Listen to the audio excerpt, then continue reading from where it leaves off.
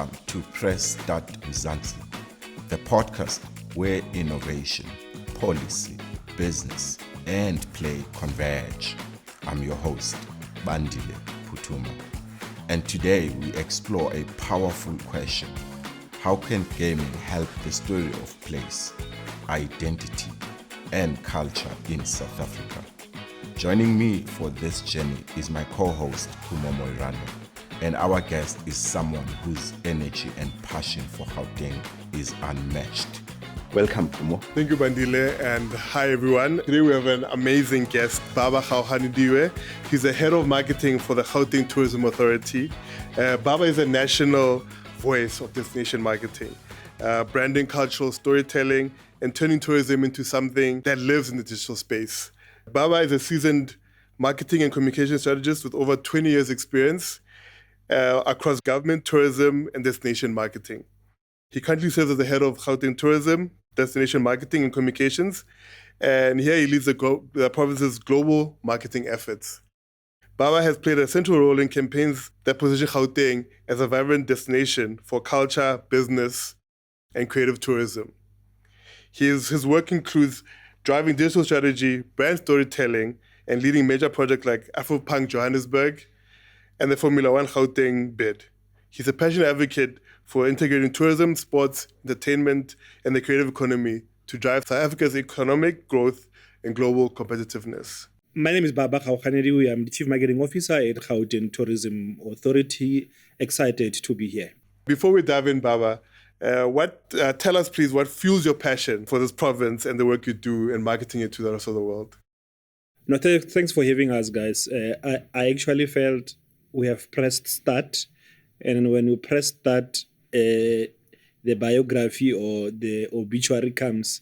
So as you were reading, I was like, "Yo, I'm still alive."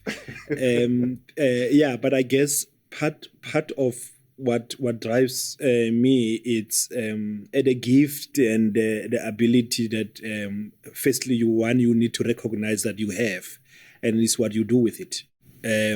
So it's the space I've been afforded, an opportunity that I'm forever grateful to be responsible for marketing a destination like Gauteng. In my view, it's such a no-brainer, and there's just so many thousands and thousands of other people, some of born and bred here, that could have been afforded this responsibility. So I don't take it for granted. I take it with all the humility that it deserves. And part of what drives me is that I guess it's also been brought up properly.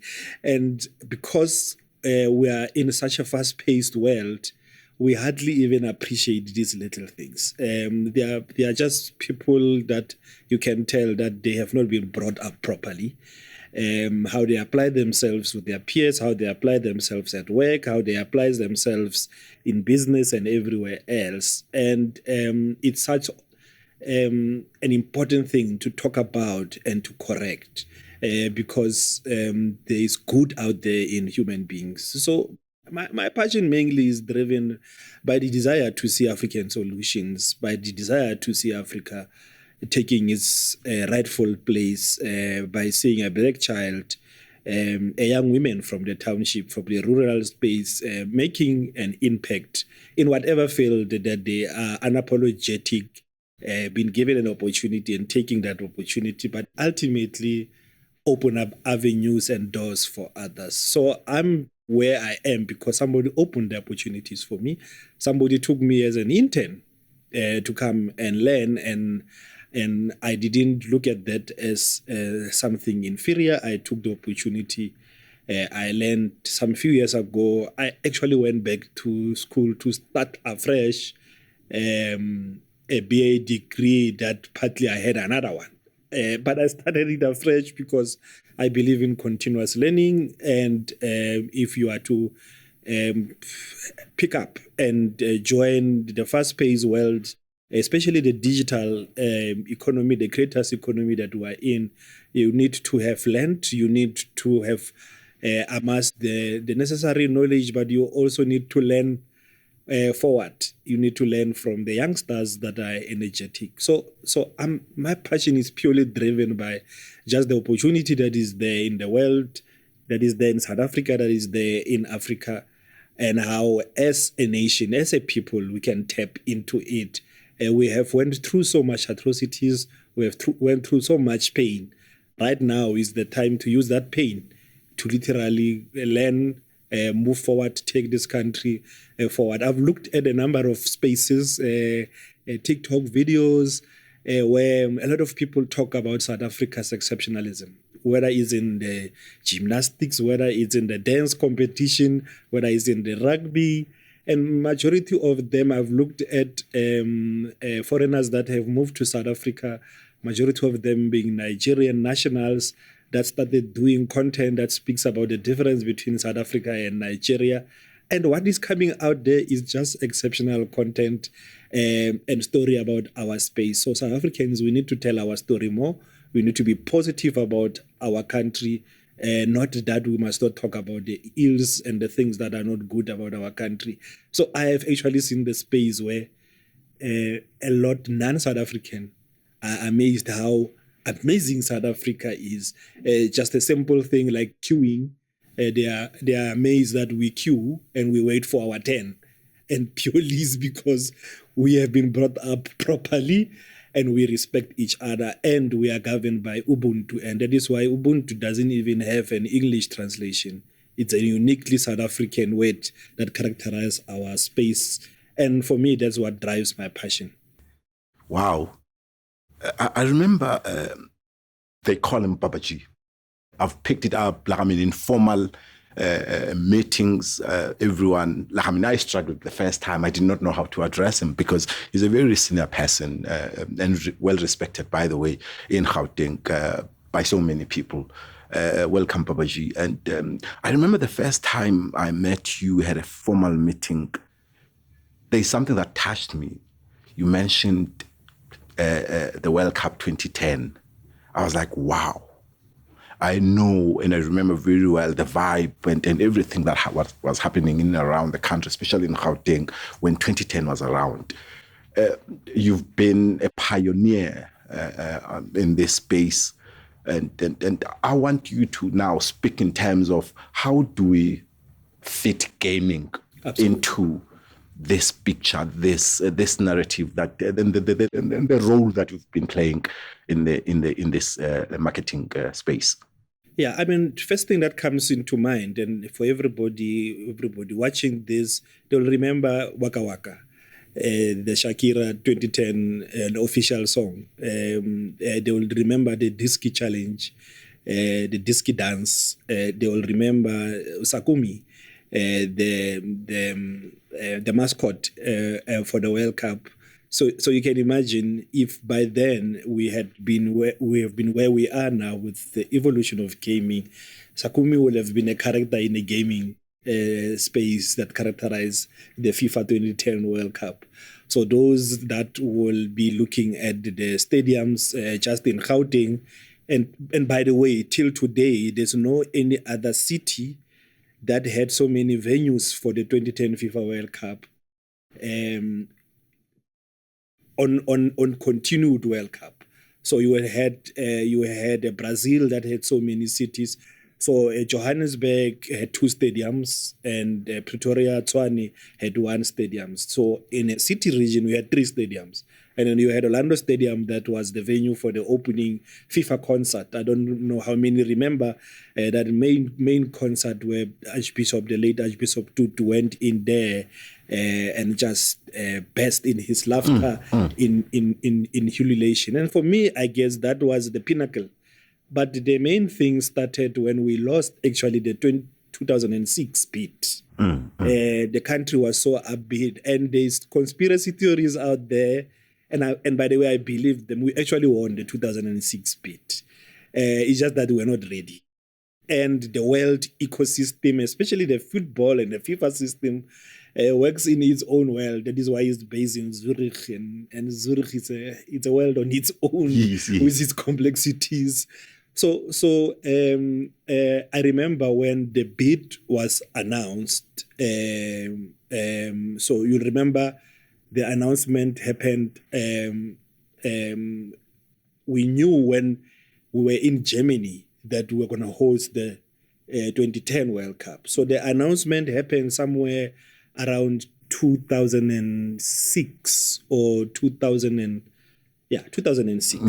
During 2005, 2006. I was still at the Department of Health. And I remember very well, I was sent to Cuba. So I was in Santa Clara, the birth province of Commandant Che Guevara in Cuba. And I've been sent there to go and deal with a very painful situation. One of the medical students in the Northwest had passed on in a tragic car accident.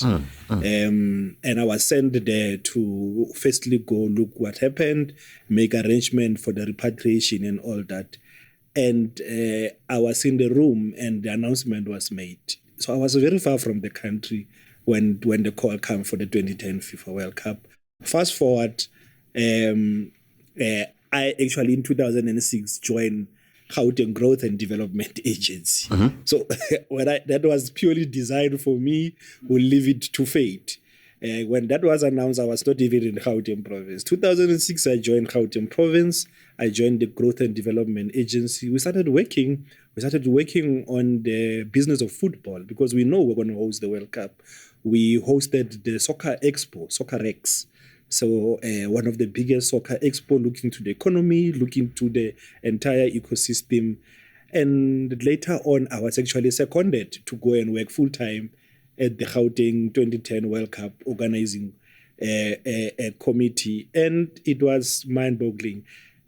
So I'm a passionate soccer football fan. I played football, so it's not just being a fan. I know even the technical part of it. So you can imagine, and I'm a passionate marketer. So you can imagine being put in that space where you are a passionate footballer and you are a passionate marketer, and you have this opportunity to use to tell and sell your country's story. And that was like a kid in a private school candy shop. And that still remains the best moments for me. And I think South Africans also had the best. And out of that, like I'm saying now, I still have not seen how we have evolved, except the FIFA gaming and the issues that came up as a result of the rights around the FIFA game and moving from one partner to another. But just out of that World Cup, I think gaming has a critical role to play.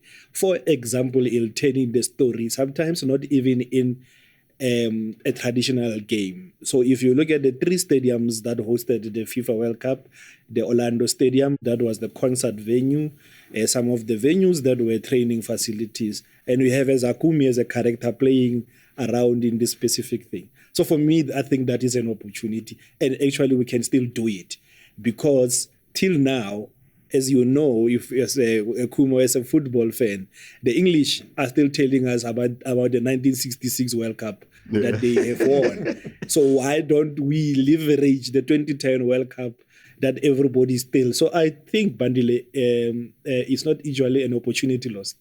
It's an opportunity that we can rekindle. Hence, the work that we are doing with yourselves around using gaming to tell the destination story, but not just tell, to immerse yourselves as a gamer in the actual destination story before you actually go and live it physically. Look, I think Baba has touched on another question that I had in my mind in terms of the possibilities of turning Gauteng stories into interactive and immersive experience. You've touched on that, and would you want to expand on that? It's not just in the possibility, it's a reality. We have to. If we don't take that route, if we don't use gaming, among others, as an ecosystem that can hold this, because gaming incorporates the entire culture, but it also incorporates the entire demographics. You have the young, the old, the middle age, the different genders, you have the different races gaming. You even have international gaming competition. You have the Joburg Film Gaming Festival that is hosted annually here. So if we don't latch on that, we will be irresponsible. So it is not a possibility, it's a reality. You can imagine the Gauteng gaming ecosystem with the Golden Gout Train, with playing in the Vilakazi Street, the only streets where two Nobel laureates have lived side by side, the only street that is currently now in the new version of Monopoly.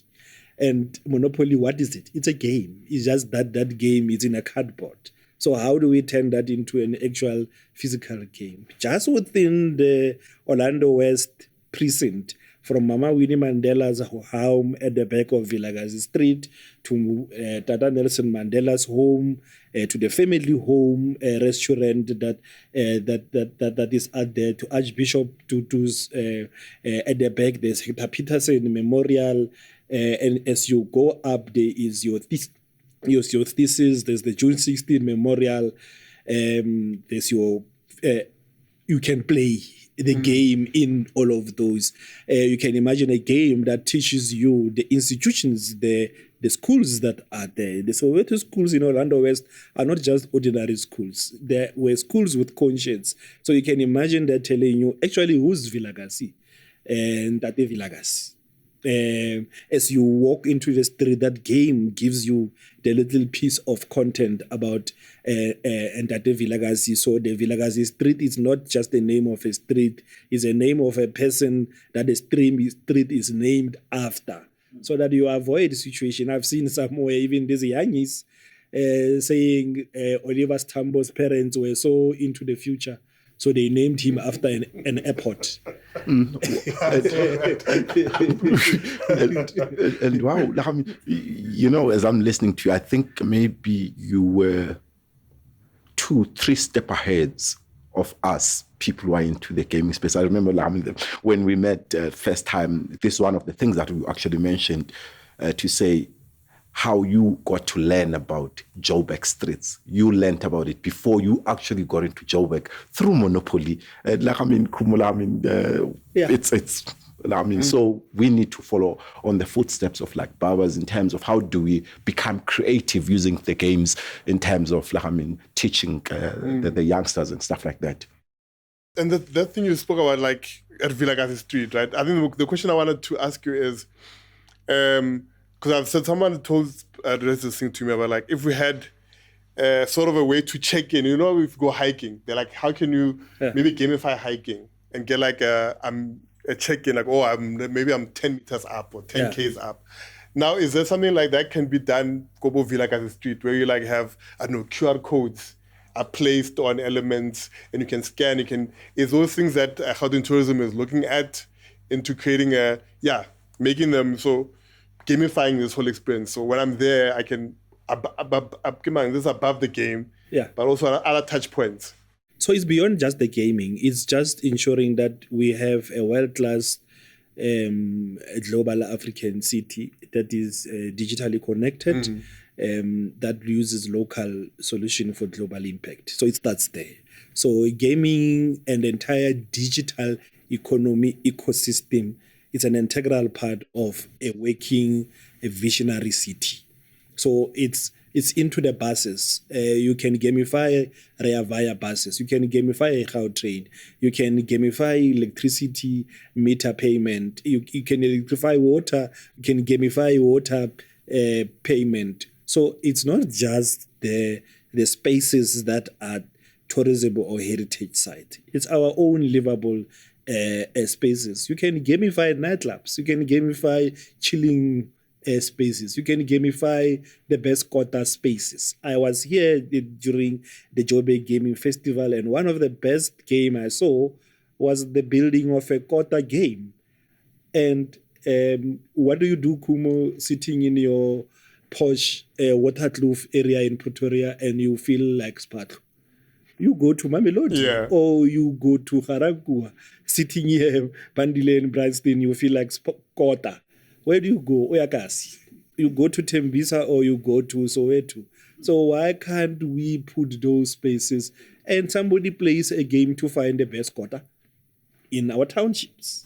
And what does that do? It now start commercializing and building up, and the quota content is now in the game. That enterprise that is at the corner in a township, it's now at the game. But now you build in an ecosystem. They are able now to approach a bread company as a collective. They are able now to start dealing with commercial deals. Now when you have a quarter circuit, now when we have a quarter road where I must now go sample them, I'm ensure that the standard is of the same quality because the ingredients are fresh, the ingredients come from a township, the ingredients come from a farm around by. The polony is not the Listerosis polony that we had the last time when we even forgot about the polony crisis we had. You know, the archer is the archer that is homemade, and there's a story about that archer. There's a Mama Trifina's archer that is built. And you have the second of quarter experiences that uses the same quality ingredient.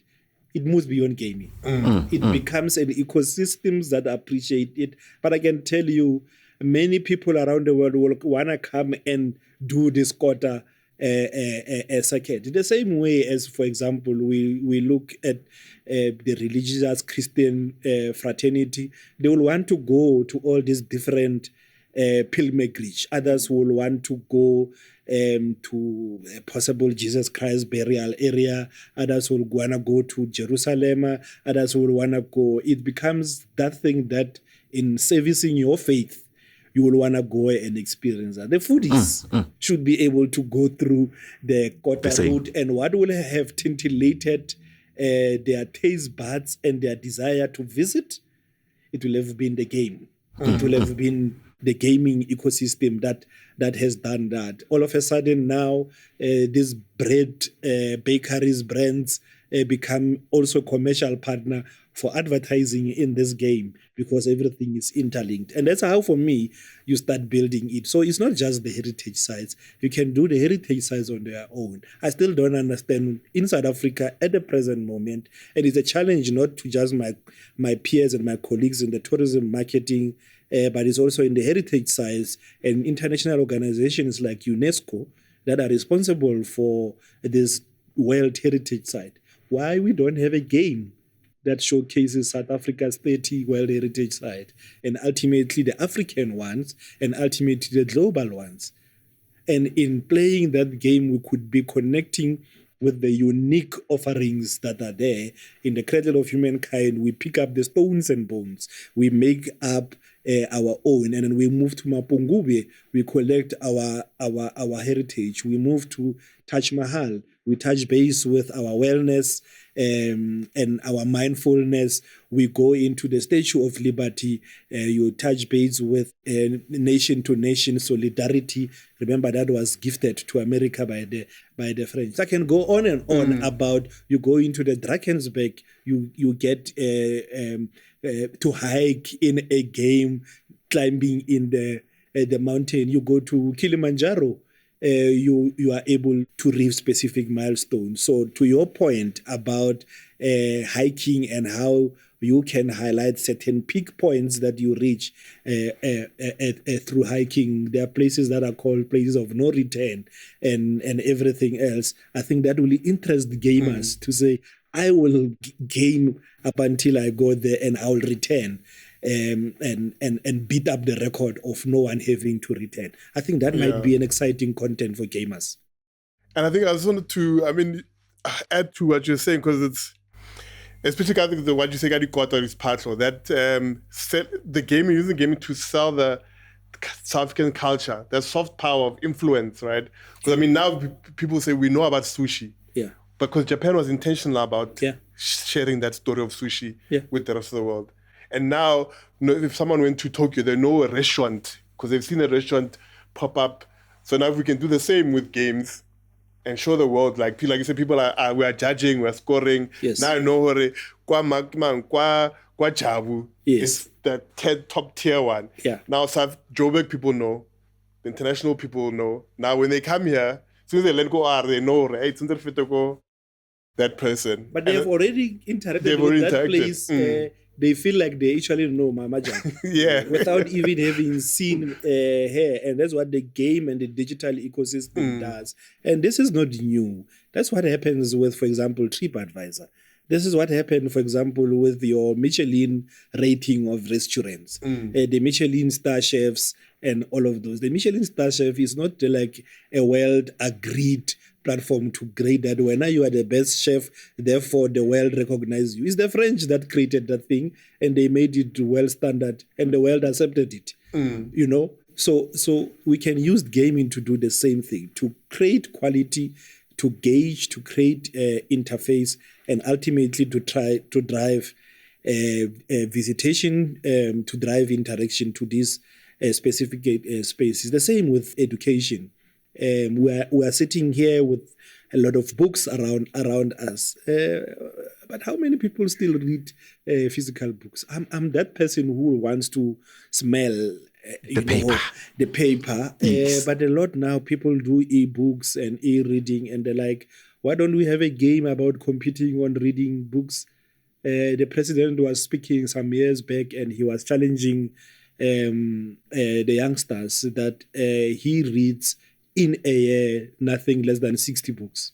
So challenge the president, go one-on-one with the president. Yeah, and then go one-on-one and not just read to win or play to win, play to understand, play to learn, and the play becomes a bonus. And that's how we build a learning, that's how we build an open society that it's able to understand critical thinking, they're able to process issues, and that's what the game can do.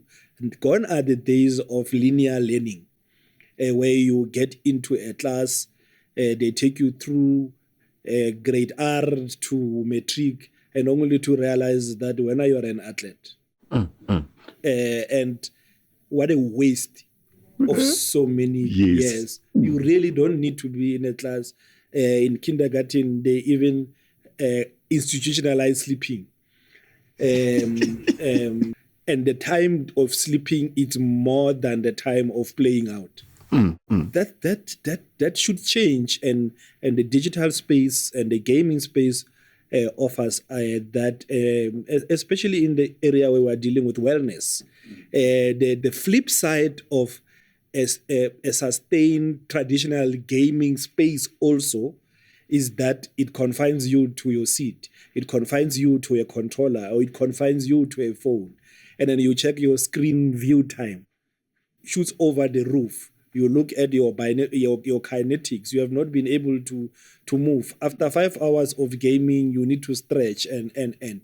So how do we also evolve and introduce gaming that encourages physical activities, where you are able to play that pedal within gaming ecosystems, where we count your body movement, and with the watches that we wear and the phones that we carry, they will be able to pick up your movement and synchronize that movement back into the game. So why don't we have a game where we play to enhance our fitness and enhance our eyesight? A game where we enhance our IQ. But like I'm saying, there are the opportunities to look into, and that is what is called design thinking.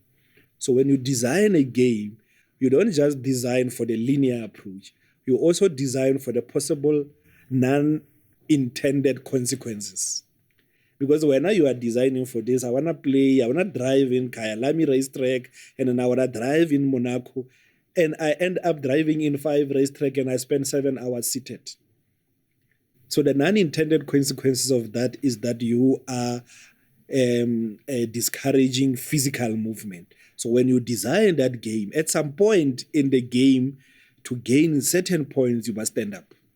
You must walk. You must do that. And for me, that's the future and the now. That should characterize a system like gaming, where we influence and institutionalize design thinking, designing to solve a specific challenge, designed to solve a specific issue that concerns society. Design a game that addresses gender-based violence in a non-talked to manner, but in a manner that is engaging. You are part of, nobody tells you, don't do this. So he's talking to you. You're not part of it. You're just listening. It's like radio. You can't respond back. Even radio is better nowadays. We can send voice notes. The time flies when conversations are very nice. I just want we have 5 minutes just to pose to you 2 questions. One, what defines Gauteng's future brand? That's one, maybe in one word. And the last one, if you had a blank check to gamify one aspect of Gauteng, what would you do first? Okay, let me start there. I'll take a portion of that budget, gamify some of the minds of the people with responsibility, so that they are able to use a gaming ecosystem, for example, to touch on multiple audience. But also raise consciousness about the importance of this, but not just game, the entire creator economy, because game includes music, game includes visual, game includes... So when we talk about gaming, we're talking about gaming in the context of the creator's economy, because there's sounds, there's visuals, and everything else there. So I'll ensure that they understand that the creator's economy is the now. And reindustrializing doesn't necessarily need a complete focus on heavy industrial sectors like manufacturing and the like. The creator's economy is also part of that reindustrialization. So that's the first part. And then for digitalizing Gauteng, I think Gauteng is getting there. Gauteng has the e-panic buttons that we have been able to integrate into Visit Gauteng mobile app.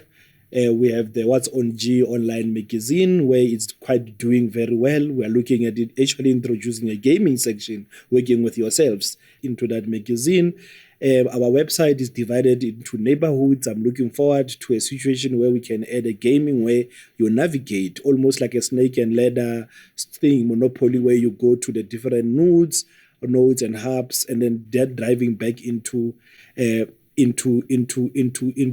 our app, and then now gamifying our transport system. I should be able to move from an Uber into Rea Vaya, into a Gautrain, into a Harambe, into Areyeng in Tshwane, and I'm hoping to hop into the Joburg hop on hop off bus, having done that through a game. So for me, it's what is called experiential marketing. Experiential marketing give you all the senses that are there. You are able to smell, to touch, to feel, and engage with that process. But ultimately, I will then invest what is remaining in strengthening policy discourse around ensuring that the gaming sector it fits in the correct policy environment in the digital technology ministry and communication, for example, and ensure that it's also part of the future learning that can be added into the curriculum. And lastly, digitize my favorite game, Monopoly, and Pac-Man, and be able to play it anywhere else, because I still miss my Donkey Kong, I still miss my Pac-Mans, I still miss all of those. So I'm challenging all the gamers there. Let's reincarnate it. We are able to reincarnate sneakers, sambas, and all of those things and into fashionable stuff. So let's reincarnate that. You have a lot of audience and supporters in me and my age mates. Tourism is not just about places, it's about people, pride, and possibility. And through gaming, we can bring that to life in a new and powerful ways. To everyone who's listening and watching, please don't forget to subscribe and follow us at Press Start Mzansi. In our next episode, we'll sit down with Raymond Lidwaba and talk about building gaming ecosystem from the ground up. Until then, stay bold, stay curious, and keep pressing start. Thank you.